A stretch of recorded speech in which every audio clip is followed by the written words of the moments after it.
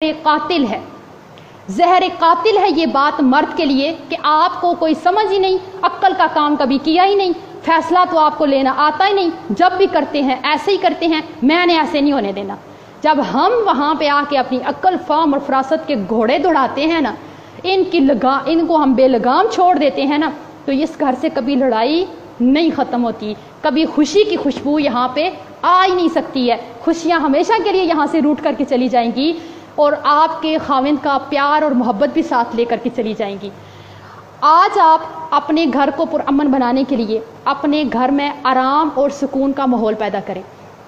आप इस बात को याद रखिए कि आपका खाविंद जो बाहर की परेशानियों से थक करके घर आता है, वो आराम के लिए आता है, वो सुकून के लिए आता है। आप अपने एक समझदार खातून अपने घर का ऐसा माहौल बनाती है कि उसका खाविंद किसी बात से भी उससे नाराज़ ना हो, उसको कोई बात बुरी ना लगे। ऐसे मर्द अपने घर से बाहर किसी को आंख उठा करके भी नहीं देखते, जिनको घर से प्यार मिले, मोहब्बत मिले, चाहत मिले, सुकून मिले, आराम मिले, खिदमत करने वाली बीवी मिले। ये वाली चीज़ें जब मर्द को मिले, मर्द कभी किसी तरह की लड़की को बाहर नज़र उठा करके नहीं देखता।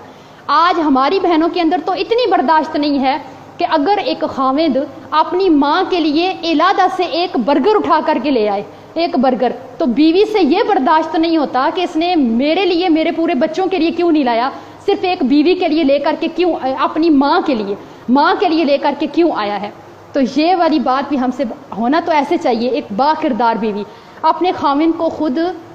इस बात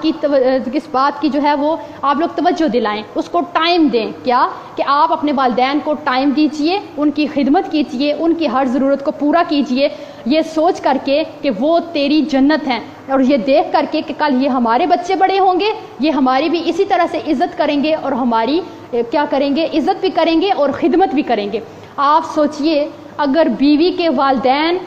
आपकी मतलब बीवी की जन्नत हैं, तो शोहर के जो वालिदैन हैं वो उसकी जन्नत हैं। आप उससे उसकी जन्नत छीनने की कोशिश मत कीजिए,